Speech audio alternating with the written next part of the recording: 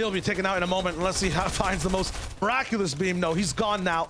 We'll have 50 total players, 25 teams, all duos rolling in towards the end game.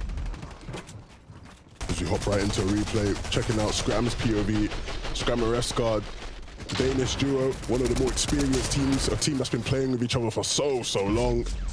We saw how they dealt with their surge. Definitely a team to watch out for. They have all the experience in finals and they'll look to use it to their advantage. Oh, I'm seeing something huge. Savage and Benji taken out by what looks like iRezUmi and his teammate rolling in. That's going to be so tough over. I think Hijoe might have got a little bit of a piece of either the knock or the elim on the other side. That is going to be, you know, it's just surprising because they look so good to 2-11. They had control. And things get messy, right? As we head into these deeper zones, you can see Sixth is popped, is going down towards south. And so you can see Cammy peeking through his cone, looking at pathing his route. How can we get to the zone as best possible? Are they going to make use of that pepper in the inventory there? Or will they look to recycle a pad? First move, and a lot of teams going to be using them. They're down on search, the pad will come through. When they're looking for it, they're searching. And the run will go, no pad, and sort of use just the pepper and some materials. But this is the problem, right? When you ain't got that pad and teams have got their eyes on you, you're gonna have to commit a lot of brick, a lot of metal to keep yourself safe. And this is what we're seeing them struggle with now. I see 3 different POVs as well. Nots and Pinq just trying to move through a parking garage right now. Yeah, forget the wall, just crash right through it. And then build over, driving on the right side. What a rotation. Front portion of the zone, and they start to move up towards high ground. This is one of the teams that loves to challenge it, loves to have that control. Meanwhile, Tayson and Thomas on the left, they flow through the sky. They're just playing their regular game. Cammy and teeq start to elevate as well, but unfortunately, they're going to be down bad on surge. They're going to be just in a tough spot overall. Cammy should be going down in a moment here. I'm curious to see how these two stories on the bottom start to play out. And Awesome Pinq have saved so many materials up to this moment. Still have what seems to be 100 each, which is huge. Tayson and Thomas also rolling in, getting refreshes, which is a big spot for them. That's Toose actually going down, who we know has duos worth of loot, an entire thievery of different POIs access is available to now. Him and Awesome Pinq, though, are starting to bully high ground a little bit, but many teams are elevating overall to get to this spot. Karma in front of him. xsweeze misses the shot. Pinq is there to be a little bit of an assist. Buddy, and there it is. Nice pressure from the backside, and they get that heal. Yeah, this is what the Rifles can do on the back of the zone. And like you said, they were looking to bully high ground. This is a team that will look to rise incredibly soon, and you can already start to see it. Pinq and Nas, they want to go up. They're sneaking their way up, and they maybe even have it as well. You can see the fight was starting to break out, and that's doing a great job to dodge the fight there. But it doesn't seem available. Look, there's so many people high up. They have to drop down. It's not going to be doable. They need to be careful. Looking at their mat count, they can't commit all their mats to find it out. They might just have to settle with chopping it instead. Diiox and Wafflar, though, they were the team that won it out. And so a team who many people maybe didn't expect to see here in game one is currently sitting up on high, but for how much longer? With just the 200 builds, he has no teammate left with him. He drops down. Oh my goodness, Diiox, you've got to be careful, son. Trulex gets knocked, but Chico is still now on the hunt in the back of the zone, and with just 17 HP, he's going to continue to hold him off, but he can't just stay there for much longer, and Trulex goes down as well. Oh wow. They go all in for the fight. Diiox does win the 1v2, but while that happens, we see on high ground and Awesome Pinq have taken it, and ThomasHD doesn't need a sniper for these low ground moments. Default and Link on the left side, he's going for the 1v2, but no, on the streets, he gets run down. Unfortunate for him, Janus and Vortex take over height. This is a multifaceted retake. I'm not sure who's the captain of this ship right now, but Nas and Pinq might be thrown overboard, starting to move through mid. Armored walls and just roofs overall to make sure the rain from Vortex does not penetrate through those builds. Janus, though, is also trying. Everyone's on wood. They're kind of all in till this moment. Only one team really operating off that metal. One team with security. It might be Link and Default for another head-to-head against Alex and Andy. And Awesome Pinq are also somewhere down bad on masses. They tried for one retake. They go desperately for another. Vortex sees it. One shot from Anas. It's not enough. Just on a few wood floors now. Anas has to just go all in for the med miss in the zone. He's buying as much time as possible. Another 180 shot, but he doesn't find anything. How is he not getting shot at all? Finally blocked off by a few builds. He breaks down and goes towards the floor. He can't end it through that. Big shot blocked. Anas is down. We know how much he loves hype, but it was eventually his demise, and now Janus and Vortex will look to close out the lobby. You can see their names in the feed. They're getting some eliminations. They want the extra points, but Default in the Storm is doing a brilliant job of keeping his team in this one, gaining them placement points, but for not much longer. He will eventually goes down as he runs out, and so now Janus and Vortex, they want to claim game one. They want to show everybody why they're here and why they should be feared. Janus and Vortex, they've done such a great job, and they get the victory royale. Ziandi will fall. Janus and Vortex take game one of the FNCS finals.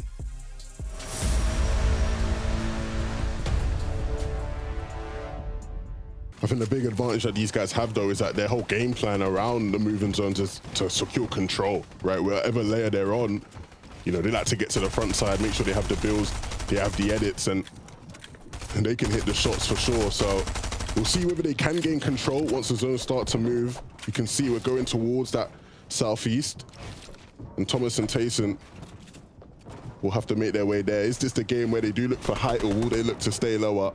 Will they try and get involved in that battle? We know Queasy and Hen ain't gonna be here, so will it be Pinq and Anas, Janice and Vortex again?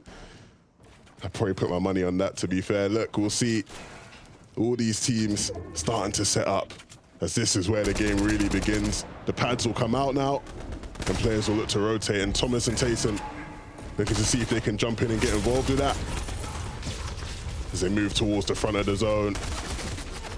Start to fly high. Cammy Teeq, classic situation. They have that low ground control. Thomas and Tayson, they go a little bit higher. At the same time, Andilex pulled that zone just like Vadeal did in some of the best positions overall. And Andilex picks up Bubak as well inside the feed. Karma interrupting Rifle as we see Janice heal up a little bit. Had that high ground position, have the most information entirely for this lobby, and then understand it's getting crazy over on height. Karma with a humongous all in to try to hold things off completely. It might be a little bit too early. Clown also inside the sky. Cammy and Teeq uninterrupted down low, but we know they need some damage. They're rattling over at Wafflar and Deox on the right side. Of the bottom right, we also see Vadeal's POV. It's looking like destruction, like chaos. Reason's not down, but they have a random hostage in their box. No protection for him there whatsoever. He's not going to be saved. Reason and Vadeal have to split apart for the moment. Hopefully they find each other very soon. Janice now very low. Vortex also at a silver of HP. He is down. The winners from game number 1, the lobby leaders at 63 points, might have their story stopped. The bookmark on the chapter for the moment as Janice finally goes down. 63 points is the current lead. Nesfurisha is all the way up towards the top side looking for a big launch pad as well. Stompy's also starting to move off. Rezon has the control of high ground. It's starting to clash between 3 different teams. Toose is also falling from the air. When he's part of the equation, it starts to become a problem. Karmi looking for the solution. Sees a little bit all around him, but he's still confused. Where's his teammate? Where's everyone on his screen? He doesn't know. There they are. Double layered height. It's multifaceted. It's looking good. They gotta be careful though, because there's still gonna be teams second height, lower down, who will look to try and take it. We are getting to that stage of the game where some of the better teams will look to fight it, and this is a fight happening on the mid-ground. Tayson looking to find the control. He gets the edit and he gets the shot as well. They will find the elimination. Vadeal and Rezon though will move towards the front of the zone. They need a couple eliminations for themselves. They're running low on materials, and so Vadeal will hit a huge shot there. Vadeal, nice damage, nice elimination, and now they have some mats to keep them in this game. Tayson also doesn't care about any locks on any doors. He's pushing straight in with that SMG. Picks up a vital elimination to keep Thomas and himself inside that lead. Meanwhile, Cammy, he's the only person operating without a teammate, without a partner. Duelist inside this format in the endgame, in the sands. It's going to be trouble. You might end up sinking. That's exactly what happens. He is down. Meanwhile, the clutch ministers of EU are rolling through the tarps, through the layers. They're about to clash with Rezon and Vadeal side by side. The 2 POVs we're watching in trouble now, though. This is his own bounce back, kind of not really going towards the right side. They end up for a side-scroller adventure. xsweeze is going to be the first mini-boss they're facing. Going to be tough to kind of get towards them. They use a level skip. No, it's not possible. You cannot get through that wall. They go down. Karmi is somehow still controlling height this entire time. Uninterrupted. All the goats are fighting down below. Now we have new creatures, animals, all the way towards the top. We're all hungry to take a little bit of a bite. Rezon is by himself as well, trying to clutch. He's getting that pressure from high ground too. He has to be forced to drop down. Squeezed in the end game. He's trying to get a little bit of damage too. Some rattles off on the right side, but it's not going to be enough inside the sand. He has a few more builds to put down. 6, 5, 4, 3, 2. None. His chances are gone to stay alive. Andilex and xsweeze are looking so good on this layer, but Pablo and Swag are here to play too. Yeah, and we've seen so many of these teams struggle on the back of the side of the zone, and so these guys are going to have to stay compact. They're going to have to stay together, and you can see they're trying to rise up. They don't even want to be there, but they now have to deal with the team on high ground. Karma does so well, and Swing will get taken out. He will be forced back down, and Swag will soon join him. They actually do have control as the zone starts to move downwards on the hill, and so Andilex now will run into a brick wall. He gets taken out. I've seen xsweeze clutch, but this is too much for him. Swag and Pablo will do it all, but Swag goes down. Pablo now left in a 2v1. Don't put Pablo in a corner. That being said, though, they do get crunched. Frizz started this with Karmi all the way up top on high ground from the 5th zone, and they're still locking it in. You never see this in EU. Drop down. Pablo on basically half HP. Karmi looking for the lock-in. Pablo got a little bit of shields. Now inside the bushes, it's getting kind of jungly. We're looking at any opportunity, but they're taking so much damage right now. Frizz has to catch up with the zone. Frizz finds the shot, and Pablo goes down.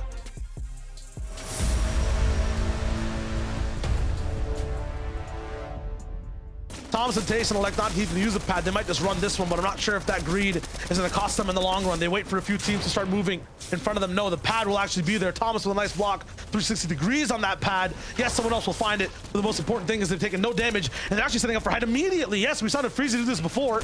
They instantly took that height and looked to just keep it overall, but no, they're not actually being active as they move. On the left side, you see Domination starting to peek its head above high water. On the right, you see Survival with Janice starting to move. Yes, gotten one elimination. That's his teammate in the box. I was about to just scream Vortex low HP, and they have to drop down this mountain. Can Vortex make that drop is the question, because I'm not sure if he has the materials. He's taking a little bit of zone damage. Dennis has no mats, and he's playing in a mountain zone. He should not be able to survive this one. Yeah, he's not going to be able to tank here. It's going to be very difficult. He's out wide in the open. He doesn't have many options. Is the zipline going to come out? He is. It's the last resort, and he's going to use it to break through the build. It actually works out, but can he get the elimination on the back? He can!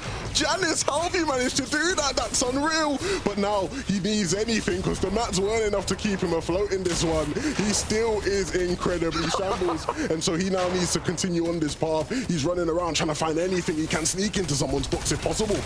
On the final walls, he slides. Meanwhile, Thomas is still fighting on his own layer. Janice finally going down. Anas and Pinq are still holding on. They've cascaded, just basically made stepping stones to maintain height and be very close towards the second height right below them, but that's many teams right below. That's Tayson and Thomas as well. Naku just goes flying down like a rocket from the skies. A meteorite hits Earth, and he's finally fine. Malibuca and Mustache, they're split in half, and now Malibuca's looking for that clutch as well. Down below on Surge, needs an Elam very badly. Yes, you have the materials, my friend. You have the minis, but this is your final one. Start to dive inside a box. He's underground right now. A portion of the zone I didn't even know was possible to be alive in. Hen Queasy are down there too, and they're going to be the rulers down below. They take him out. Savage and Benjyfishy also surviving. Down in the dirt though, Savage with 20 total HP. He can take maybe just one more tick. This has to just be all on Benji. Somehow though, they're both still alive. 13 teams. How's that shot even possible? He basically pushes it through that wall. Savage has control. He's fully focused in at this position. A player should not be able to function in these circumstances, but he's making it work. They're even just playing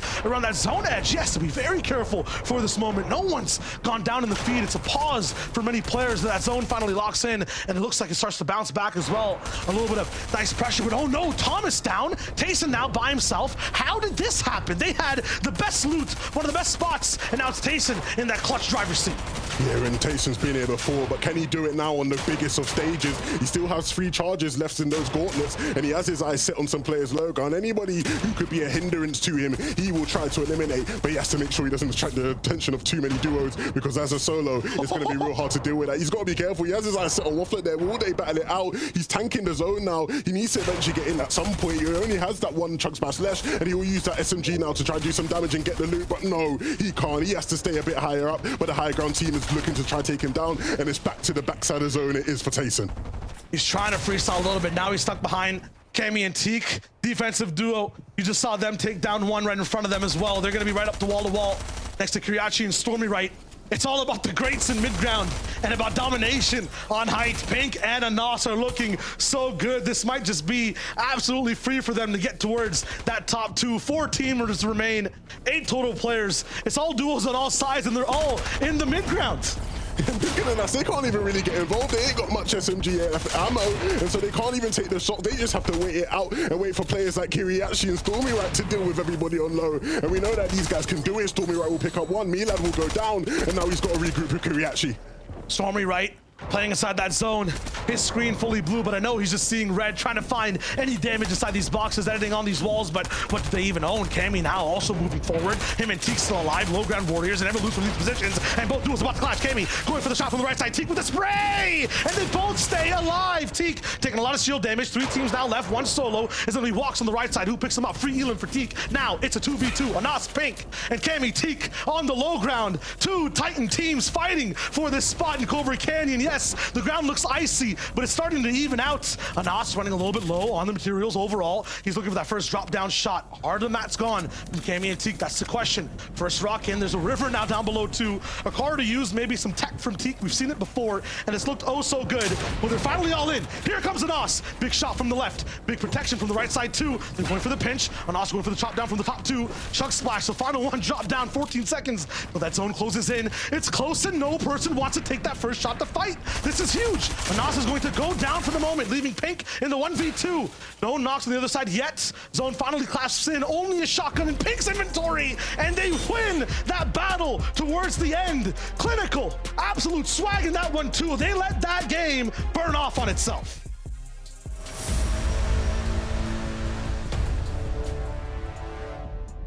teeq and wafflar can just crab walk on this low ground as much as possible. Look at high ground though. I'm liking that two-side split. Benji and Savage have control right now. Will they have hands in winning this game for EU? You can see Kiryache, Stormyrite. They want to have their hand. They want to go again. We saw what they did last game round.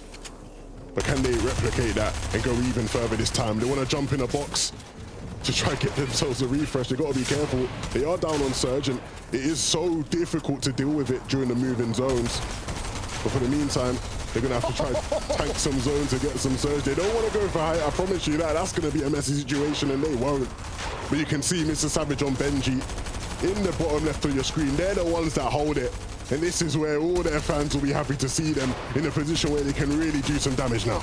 They're playing a normal game of Fortnite. Meanwhile, on the bottom right, we have just, I don't know, Fortnite racers going on. teeq and wafflar are in a car pushing through every possible build from mid-ground all the way to low. They're finally getting beamed, and the car might start to explode. Maybe having a little bit too much fun, but they saved so much, rightfully so. teeq barely has any mats available to be able to move in this situation, but they're really beaming. Now somewhere inside their box, I think it's just Mappi that comes racing in with PKR and take him out. Yeah, you talked about how that team has endless amounts of fun. Where did their fun get them? Right back to the lobby. Stormyrite and Kiryache, though, they're sitting nice there. They do get dropped down, but that's still okay. You see how they have control. They're at the front of the zone. They just need to make sure they block off their back and look for eliminations below and above them. MrSavage, though, and Benji, sitting with 5 eliminations up on height. They need to make sure they watch out for second height. Watch out for anybody lurking, trying to steal it away from them. But they're doing a good job of controlling the lobby. Nobody can look to take it. These guys have the control, but for how much longer can they continue to condition the lobby to stay down? Diandy on our screens now. He's got to be careful. Low HP, trying to stay in the zone, but he's got a tree in his face, and the teammate goes down as well, and he will shortly follow. He goes down to Andilex, but still, Benji, Savage, up above. Can they close this out? They're actually storming right down below. We'll just have height just dropping pressure like we see every game, and no one challenging them at all. So the question is, who can survive on low? It's Veno who gets a few bops. Joe gets traded out by Toose on that side. Once again, no one is looking up above. Rifle Mariah focus on the boxes right below them. Kiryache focus on the ramp right in front, and he's gonna get absolutely pushed back inside many different boxes. Shot from all sides, but somehow he's alive. Kiryache finally down, and now we tune in and see which duels are still alive. Hijoe and Belusi down on low. Shmeki has a solo right beside him. Savage and Benji all the way up on height. Battling on a lot of boxes, but it's tough builds. They can't really have any type of jackhammer situation to get through that brick. Savage, though, is watching, patiently waiting to see who is actually coming up for height. Rifle and Mariah might have shown their hands a little bit too fast. Clown gets harpooned. This man is looking like a fish, a flopper, but he's still finding some air to be able to move and breathe inside the backside of this zone. His mats are down now, so it's time to just go for that freestyle swim straight into the box. Belusi's gonna stop him on the right side. He takes a little bit more zone damage. This is tough with 7 teams alive. You really want to make sure you survive and get that placement. Grolzz is looking for the pressure, the damage, and he finds it. Both these teammates going hand in hand. They're first place right now for this lobby, really taking everything by storm.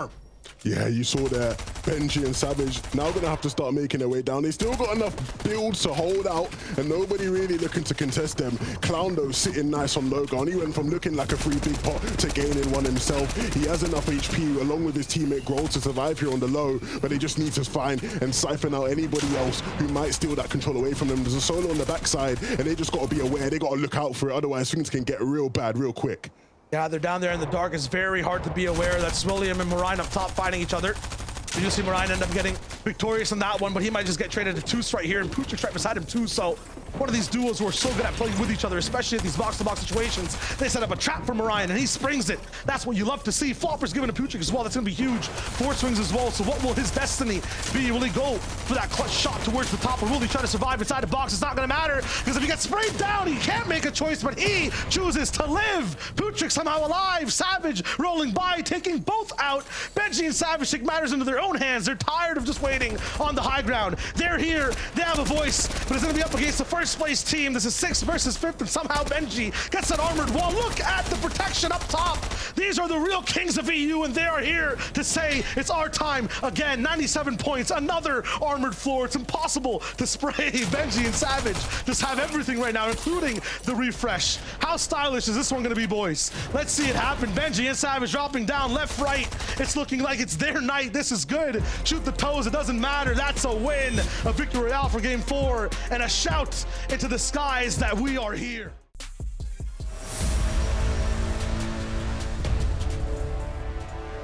Yeah, this is what we're talking about, right? The potential now for the comeback for some of these lower teams. Even a team like Joe and Veno. We talked about how they just haven't had that pop-off game we've been expecting them to have. They're still doing well in the standing. 7th place ain't too shabby. But can this be the game where they capitalize with all of their top competition being nowhere in sight? Can this be the one? They've got the peppers to make this rotation just that bit easier, and maybe they'll be able to sneak away a pad from somewhere as well. The comeback game, and we dive into Veno's brain. Joe following him as they end up just going through the labyrinth of builds down below. It's all hard mats though, because it's that half and half zone, and as they have to worry about position, getting towards the other side of the map entirely, they also have to deal half an HP bar of damage on any individual around them. So maybe that's what they're kind of sneaking around and sniffing out. This is fine though, right? Using these old builds means that they can save their materials, right? They have enough builds, but not of massive wealth, and so going through these old builds allows them to save and make a play for later, but they will run into another team, so they gotta be careful, and this is the time to get out. These ain't your edits, Veno. You need to move out, and he will. This is where Joe and Veno can really start to make a move in this lobby. It's going up the hill, and they need to really be proactive about that in case it pulls in the wrong direction. The theme of the last 3 games, though, might just be tilted tower teams entirely. Bad Sniper and DKS fly on the high ground and take it away from Mappi and PKR. Crush Siege right below them, and Hen Queasy also still alive, so a bunch of the names you've seen suppressed in this lobby who've had it tough for the top 10, just bullying them game after game, get to play this one out. Liza uses what, his 3rd, 5th, 7th, 19th launch pad to keep moving. Veno now down to low HP as teeq and Cammy are also struggling inside the box. Nice swing from teeq to get a little bit ahead of the zone, and he crashes into no builds all the way down to low ground. His home. He's here finally in that living room to make those tarps. Cammy will join him momentarily, and they'll play their game. Nice beams on the right side. They are in their natural habitat. This is their home, but there are some intruders, and so they got to deal with them swiftly. You can see Cammy looking to take the lead, making sure they stay ahead and still retain control of that home, like you said. But up above, DKS and Bad Sniper, this is the time for them to really rein in on the lobby. You can still see as well, Cammy looking to try and make sure nobody can impede on his ground. Players on the low ground as well, that's going to be an opportunity to find some eliminations, but they just have to keep on moving into that zone.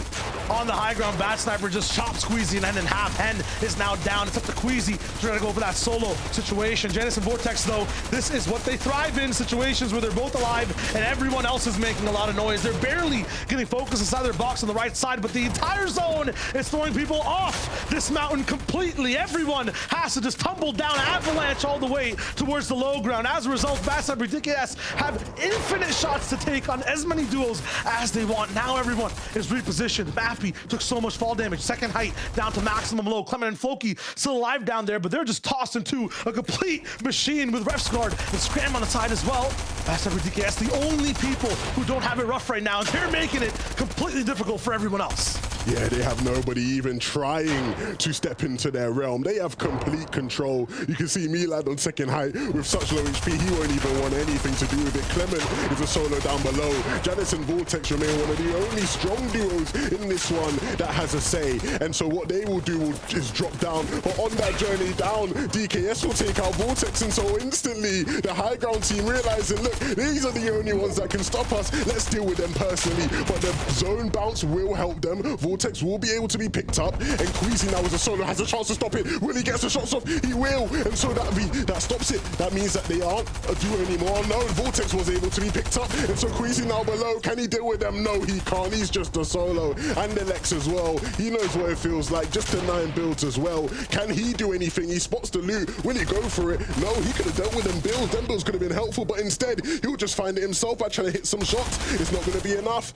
Can he drop down on low? He will be taken out as as well. And so Bad Sniper and DKS against Refsgaard and Skram, one of the few teams who was able to stay alive in all that chaos. And now the swing will come out, the gauntlets will reclaim height, and Refsgaard will look to win this game, steal it away from Bad Sniper and DKS. A huge shot comes out now as well, but he's on such low HP and he doesn't have Skram by his side anymore. Bad Sniper, can he clutch up? Can he stay in this game? They can't choke this now. DKS will connect with the shot, and finally the chains have been broken. Bad Sniper, he's been here so many times in the finals, but he's never quite been able to get the results, but will finally win a game in game 5.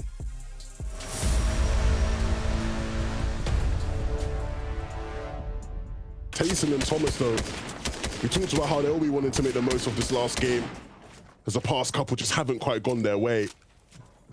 And of course they have those launch pads, and that's always going to make this a possibility.